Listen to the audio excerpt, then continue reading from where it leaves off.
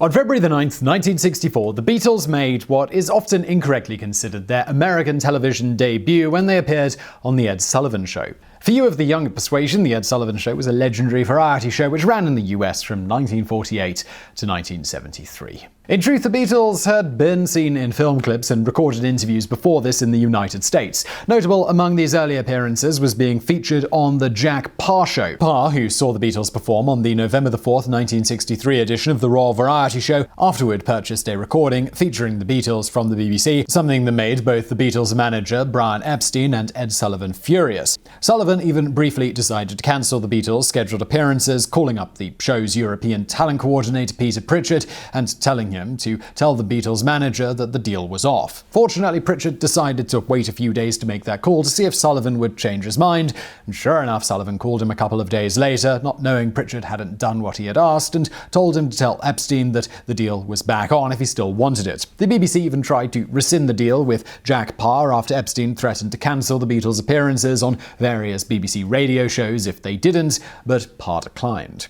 On Parr's broadcast, he didn't show the Beatles to promote them, however, but instead to poke fun at them and their fans. He later stated, "I didn't know they were going to change the culture of the country with music. I thought they were funny. I brought them here as a joke." On the January 3rd, 1964 edition of the Jack Paar Show, Paar explained to his audience that he was interested in the Beatles as a psychological, sociological phenomenon, and promptly showed clips of British girls screaming their heads off at a Fab Four performance, with Paar making fun of them the whole way, including stating, "I understand science is working on a cure for this. These guys have these crazy hairdos, and when they wiggle their heads and their hair goes, the girls go out of their minds. Does it bother you to realize that in a few years these girls will vote, raise children, and drive cars? I just show you this in case you're going to England and want to have a fun evening. Now here are the Beatles." He then showed the Beatles performing She Loves You, after which Paar mockingly stated, "It's nice to know that England has finally risen to our cultural level." At this stage of the game, the Beatles had only just barely registered in the collective consciousness of Americans, thanks primarily to American DJs doing something of questionable legality. This started with WWDC DJ Carol James, who became interested in the Beatles after watching Walter Cronkite do a 4-minute story on the band on the 10th of December 1963 edition of CBS Evening News. James then made some phone calls and managed to acquire a copy of the Beatles' latest record via a British Airways stewardess. Once James got the record, he began to play I Want to Hold Your Hand on his radio show, despite the best efforts of Capitol Records lawyers to stop him when they learned of it. This included sending him and his station a cease and desist notice, only to have James tell their attorney, Walter Hoffer, "Look, you can't stop me from playing it. The record is a hit. It's a major thing." You see, the record wasn't supposed to be released in the United States until January 13th, 1964, about a month before the band's scheduled Ed Sullivan appearance. As a result of James and other DJs in Washington, D.C. playing the record despite Capitol's best efforts to get them to stop,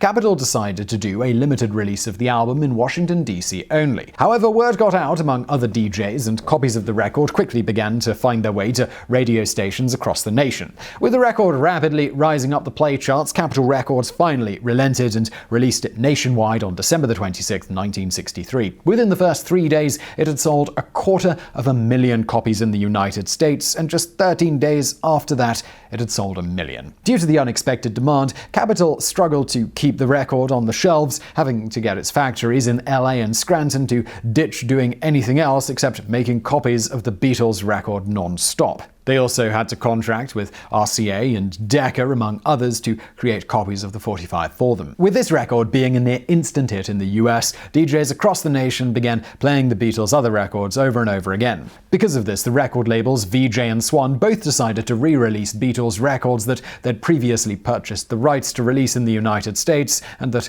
had flopped initially. As a result, Please Please Me and She Loves You shot up the charts along with I Want to Hold Your Hand.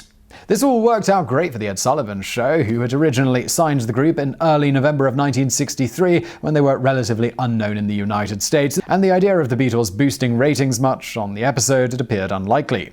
It was in this freshly Beatle-crazed environment that the Beatles made their live performance debut on US television on February 9, 1964, with Ed Sullivan beginning the show stating, "Now yesterday and today our theatre's been jammed with newspapermen and hundreds of photographers from all over the nation, and these veterans agreed with me that the city never has the excitement stirred by these youngsters from Liverpool who call themselves the Beatles. Now tonight you're going to twice be entertained by them, right now and again in the second half of our show. Ladies and gentlemen, the Beatles. Let's bring them on." The show was watched by an all-time record at the time of 73 million people, beating out Elvis Presley's 1956 appearance on the show, which was estimated to have been watched by a little over 60 million people. Although it should be noted here that Elvis's appearance captured an 82.6% share of the market nationwide, while the Beatles' appearance rang in at 45.3%. It's just that a lot more people had TVs in 1964 than 1956. The show remains a landmark in television history, perhaps the single most notable moment in the history of rock and roll. Beyond the misconception that it was the first time that Americans had seen the Beatles perform on TV, many today often think this was the Beatles' only Ed Sullivan Show appearance. But the truth is that, as previously alluded to, the Beatles appeared on the Ed Sullivan Show a total of 9 times. For instance, on February 9, 1964, on the afternoon before their historic appearance, the boys also taped an appearance that included 3 songs performed before an entirely different frenzied studio audience than saw them later that evening. This taped set was broadcast on February 23rd, their third Ed Sullivan Show appearance in 3 weeks, even though it was technically their first performance on the show.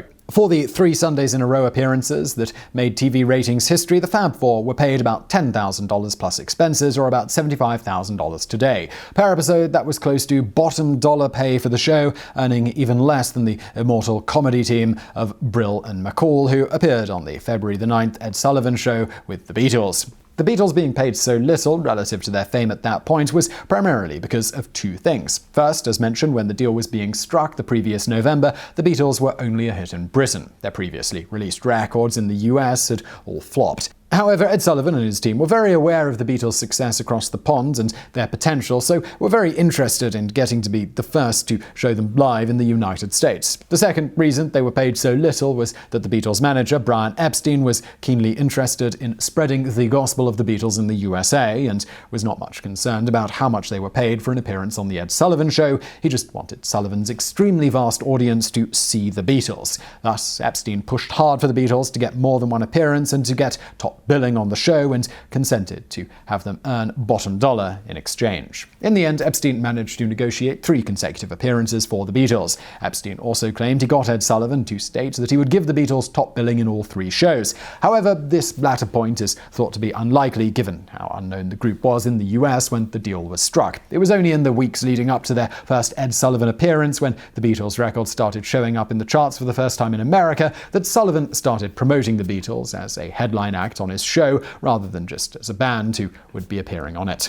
Whatever the case, on the historic February 9th show, the Fab Four sang 5 songs total, 3 at the beginning and 2 more to wrap up the show. Other guests appearing that night included the troupe of the Broadway musical Oliver. This is notable because in the Oliver cast was a young British singer named Davy Jones, who in less than 3 years would become a member of one of the Beatles' greatest mid-60 rivals in popularity with the teeny boppers, and that's the Monkees.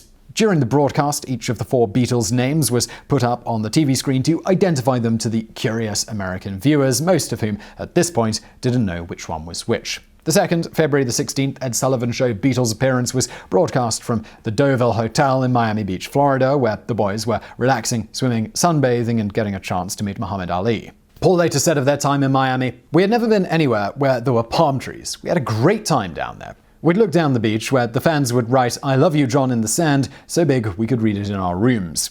Technically, the Beatles were not the headliner for this show, with the nod here going to Mitzi Gaynor. However, the Beatles were likely who most everyone was tuning in to see. Sullivan introduced them stating, "And now this has happened again. Last Sunday on our show in New York, the Beatles played to the greatest TV audience that's ever been assembled in the history of American TV. Now tonight, here at Miami Beach, again the Beatles face a record-busting audience. Ladies and gentlemen, here are 4 of the nicest youngsters we've ever had on our stage. The Beatles. Bring 'em on." This follow-up episode was watched by 70 million people, just barely missing the record mark of the previous episode of the show.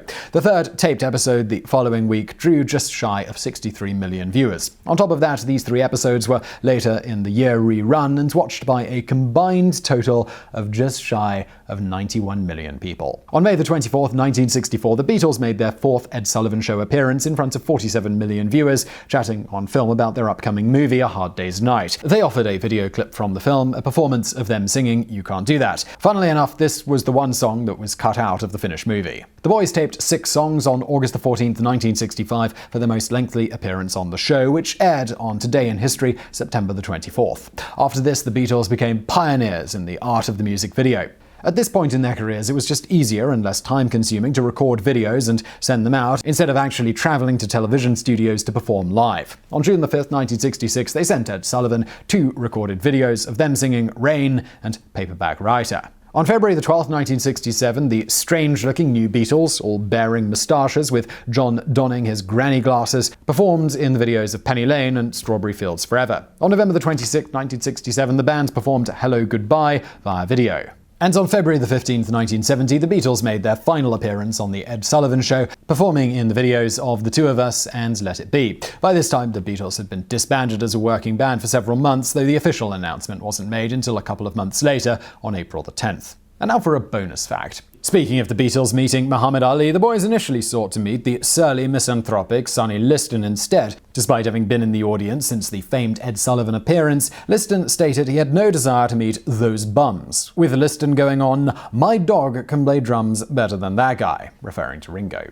And so it was that the Beatles had to settle for second best and meet Liston's underdog challenger for the title, a brash 22-year-old named Cassius Clay. Clay and Liston were scheduled to meet for the heavyweight championship in a week on February 25th. Clay was training at the 5th Street Gym and the Beatles casually marched in. Clay was cordial at first, calling them the greatest and saying they shook up the world. He also reportedly called Paul McCartney the prettiest, but not as pretty as me. But soon the general tone changed. The Fab Four and Clay posed for several photo ops during which Clay brusquely ordered them around. The Beatles obeyed and seemed to take it all in good humor, including when Clay posed over them as the Beatles laid flat on the ground. It got slightly uncomfortable, however, when Clay barked, "Squirm, you worms," among other insults. Finally, as the boys were getting ready to leave, Clay picked up Ringo and tossed him in the air a bit and then caught him. According to the Beatles' famed photographer Harry Benson, who set up the meeting, the boys did not enjoy the meeting at all, despite their smiles on camera. They were expecting to meet a dumb boxer, he explained, and were caught off guard by Clay's glibness. He went on to state that the Beatles were stunned when they left and that it was the first time someone else had taken over. As Lennon later raged, "Clay made a fool out of us." Pride a little hurt, the event was nonetheless quickly over and the Fab Four moved on to conquer the music world. Clay, a 7-1 underdog, would go on to knock out Sonny Liston and become arguably the most famous boxer of all time. So I really hope you enjoyed that video. Please do hit that thumbs up button below and subscribe to this channel when you're subscribing. Also hit that notification bell. This channel's not quite on a regular schedule yet, so if you want to find out when we put out a new video, please do hit that bell. And as always, thank you for watching.